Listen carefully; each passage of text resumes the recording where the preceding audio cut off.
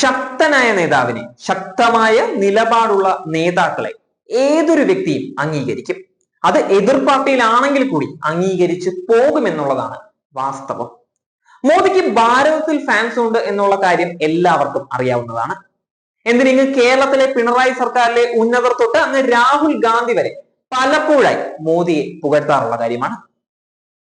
ചൈനക്കാരെ എപ്പോഴും എതിർക്കുന്ന, Chinese president Xi ജിൻപിങ്ങിനെ വെല്ലുവിളിക്കുന്ന, Asian മേഖലയിലെ ചൈനയുടെ മേധാവിത്വത്തെ തടഞ്ഞു നിർത്തുന്ന ഇന്ത്യൻ പ്രധാനമന്ത്രി നരേന്ദ്രമോദി ചൈനക്കാരുടെ ഹീറോയുമാണെന്ന് എത്ര പേർക്ക് അറിയാവുന്ന കാര്യമാണ്.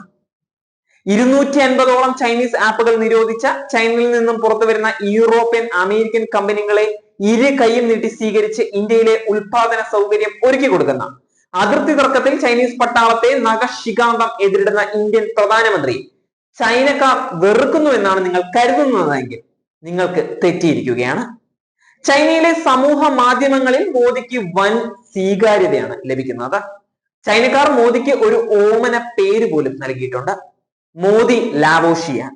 ലാവോഷിയാൻ എന്ന ചൈനീസ് പദത്തിന് ആത്മീയമായ അർത്ഥമാണ് ഉള്ളത്. അസാധാരണ കഴിവുകളുള്ള, പ്രായമേറിയ, മരണമില്ലാത്ത മനുഷ്യൻ എന്നാണ് ലാവോഷിയാൻ എന്ന വാക്കിന്റെ അർത്ഥം. ലാവോഷിയാൻ എന്നത് 2 ചൈനീസ് പദങ്ങൾ കൂട്ടിച്ചേർത്തിട്ടുള്ള വാക്കാണ്. ലാവോ എന്നും ഷിയാൻ എന്നുമാണ് ഈ വാക്കുകൾ. ലാവോ എന്നാൽ ബുദ്ധിയുള്ള, പ്രായമേറിയ ആൾ എന്നാണ് അർത്ഥം. ഷിയാൻ എന്നാൽ ചൈനീസ് കടങ്കഥകളിലും പഴങ്കഥകളിലുമുള്ള അനശ്വരനായ സന്യാസിയാണ്. അത്രമാത്രം ബഹുമാനത്തോടെയാണ് ചൈനക്കാർ മോദിയെ കാണുന്നത് തന്നെ. സമൂഹ മാധ്യമങ്ങളെ നല്ലതുപോലെ ഉപയോഗിക്കാൻ കഴിയുന്ന നേതാവാണ് മോദി. ഗുജറാത്തിലെ മുഖ്യമന്ത്രി ആയത് കാലം തൊട്ട് മോദിക്ക് ഈ ശീലം ഉള്ളതാണ്. സമൂഹ മാധ്യമങ്ങൾ വഴി ജനങ്ങളുമായി സംവദിക്കൽ. മോദിയുടെ വസ്ത്രധാരണ രീതിയും ശരീരഭാഷയും ഇദ്ദേഹത്തെ ദിഷണശാലിയായ അനശ്വര സന്യാസിയെ പോലെയാണ് തോന്നിപ്പിക്കുന്നത് എന്ന് ചൈനക്കാർ പറയുന്നുണ്ട്. അതുകൊണ്ട് തന്നെ ലാവോഷിയാൻ എന്ന പേര് നൽകിയിട്ടുള്ളത്. ചൈനക്കാർ വിദേശ രാജ്യത്തെ നേതാക്കളെ ഓമന പേരിട്ട് വിളിക്കുന്ന പതിവേ ഇല്ല. ആ ഭാഗ്യം ലഭിച്ചിരിക്കുന്ന ആദ്യത്തെ നേതാവാണ് മോദി. 3 തവണ പ്രധാനമന്ത്രിയായി വാഴുക വഴി മോദിയുടെ അധികാരത്തിലുള്ള തുടർച്ചയും ചൈനക്കാരെ അത്ഭുതപ്പെടുത്തിയിട്ടുള്ള ഘടകം തന്നെയാണ്. മോദി ഇന്ത്യൻ സംസ്കാരം പുനരുജ്ജീവിപ്പിക്കുന്നതിന് നടത്തുന്ന പരിശ്രമങ്ങളെ ചൈനക്കാർ വാഴ്ത്തുന്നുണ്ട്. സെപ്റ്റംബർ 2023 ഡൽഹിയിൽ G20 ഉച്ചകോടി നടത്തിയപ്പോൾ ഇന്ത്യൻ സംസ്കാരത്തെ മോദി അഭിമാനപൂർവ്വം ലോകത്തിന് മുന്നിൽ അവതരിപ്പിച്ചതിനെ ചൈനക്കാർ ബഹുമാനത്തോടെ തന്നെയാണ് കാണുന്നത്. രാമക്ഷേത്രത്തിന്റെ പുനരുജ്ജീവനവും അവിടെ അദ്ദേഹം നടത്തിയ പ്രാണപ്രതിഷ്ഠയും ചൈനക്കാരുടെ മോദിയോടുള്ള ആരാധന വർദ്ധിപ്പിച്ച ഘടകമാണ്.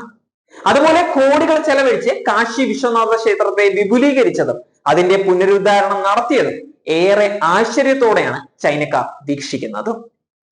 ഉജ്ജയിനിയിലെ ശ്രീ മഹാകാലേശ്വർ ക്ഷേത്ര ഇടനാഴി വികസനം, ഉജ്ജയിനിയിലെ തന്നെ ഭാരത് മാതാ ക്ഷേത്ര ഇടനാഴി വികസനം, ഇതെല്ലാം മോദി നടത്തിയ ആരാധനാലയ വികസനങ്ങൾ തന്നെയാണ്.